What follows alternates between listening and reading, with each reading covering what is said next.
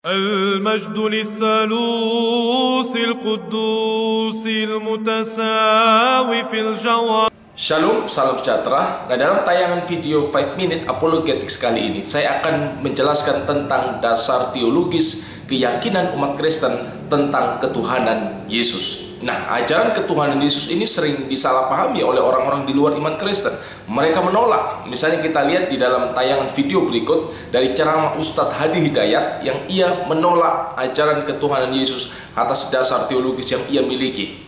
Baik, saya pernah ditanya, Ustadz, kenapa Anda tidak mengakui Isa sebagai Tuhan? Isa kan Nabi, saya bilang. Tapi Isa kan luar biasa. Isa satu-satunya makhluk yang diciptakan tanpa Bapa. Tanpa Bapa, makanya kami akui sebagai Tuhan. Saya katakan, mohon maaf. Walaupun ini belum dihapus, tapi kita lihat baik-baik.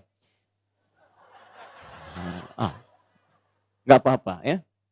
Perhatikan baik-baik. Kalau Isa ditetapkan sebagai Tuhan hanya karena lahir tanpa Bapa, saya tanya kenapa Adam tidak ditetapkan sebagai Tuhan?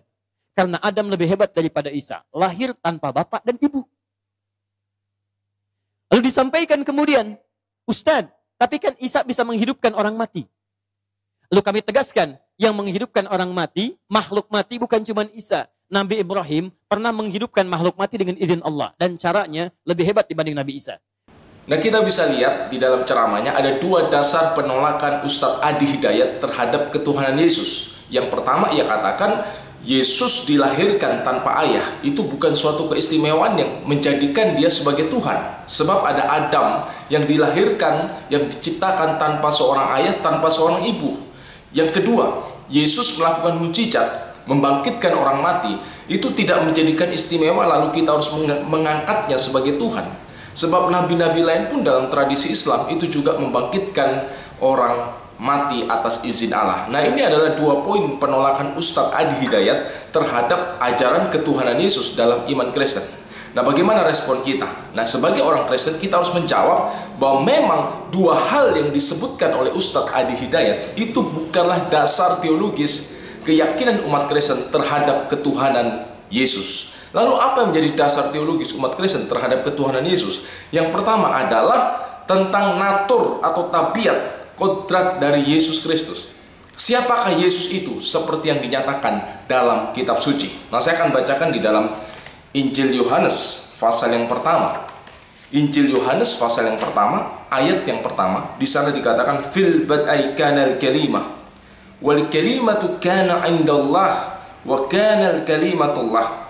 Hadza kana fil bad'i indallah kullu syai'in bihi kana wa bi ghairihi lam yakun syai'un mimma kana. Dikatakan fil bad'i kana al-kalimah, pada mulanya adalah firman. Ini bicara hakikat Yesus, ia sang firman, kalimatullah. Wal kalimatu kana indallah, firman itu bersama-sama dengan Allah dan firman itu adalah Allah, dan ia pada mulanya bersama dengan Allah itu sendiri. Dan kemudian ini yang penting juga kita nyatakan di dalam ayat yang ketiga, kullu syai'un bihi kana, segala sesuatu dijadikan oleh Dia. Nah, ini menunjukkan hakikat Yesus. Siapa Dia? Ia adalah sang pencipta. Apa yang ingin disampaikan oleh Injil Yohanes ini menunjuk kepada kodrat Yesus sebelum firman itu menjadi manusia maupun setelah firman itu menjadi manusia. Sebelum inkarnasi, tajassud, siapakah ia? Ia adalah sang firman. Sesudah inkarnasi, ia tetap memiliki kodrat ilahi sebagai sang firman dan ia telah mengambil kodrat kemanusiaan. Inilah yang menjadi dasar teologis keyakinan umat Kristen atas keilahian atau ketuhanan Yesus, bahwa ia adalah sang firman, pencipta segala sesuatu. Itu yang pertama. Yang kedua adalah pernyataan Yesus sendiri seperti yang ia sabdakan dalam kitab-kitab Injil. Saya akan berikan contoh dua hal saja.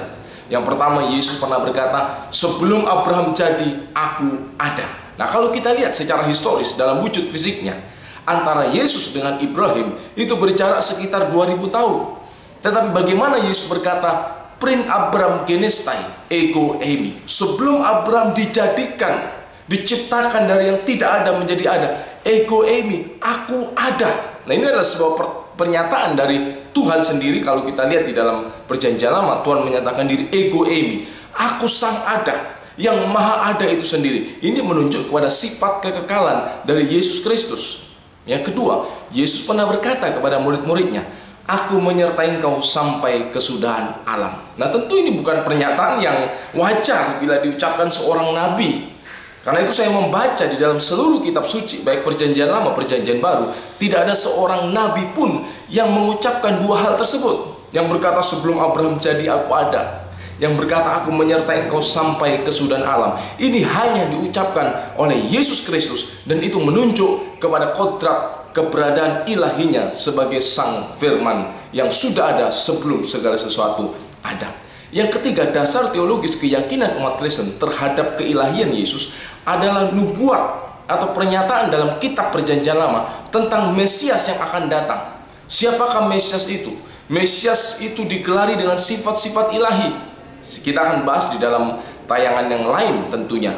Tetapi jelas di dalam perjanjian lama, Mesias itu digelari dengan sifat-sifat ilahi. Nah, dalam konteks monoteisme Yahudi, monoteisme perjanjian lama, tidak boleh ada yang ilahi selain Allah itu sendiri. Karena ditegaskan, jangan ada padamu ilah lain di hadapanku. Sehingga kalau Mesias itu digelari dengan sifat-sifat ilahi, misalkan dikatakan dalam kitab Mika, yang permulaannya sudah sejak purbakala, sejak dahulu kala. Ini menunjuk sifat kekekalan Allah.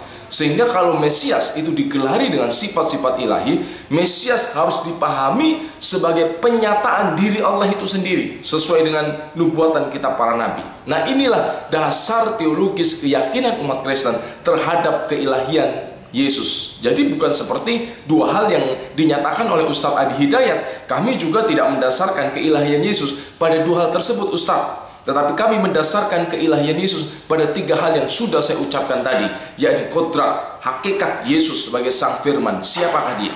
Yang kedua, pernyataan Yesus sendiri dalam kitab Injil. Yang ketiga, pernyataan para nabi dalam perjanjian lama tentang Mesias yang akan datang. Nah, hal-hal ini yang kemudian direnungkan, digumuli oleh para murid-murid Yesus, sehingga mereka sampai pada pengakuan, "Ya Rabbi, Ya Ilahi, Ya Tuhanku dan Allahku." Inilah dasar keyakinan umat Kristen terhadap ketuhanan Yesus.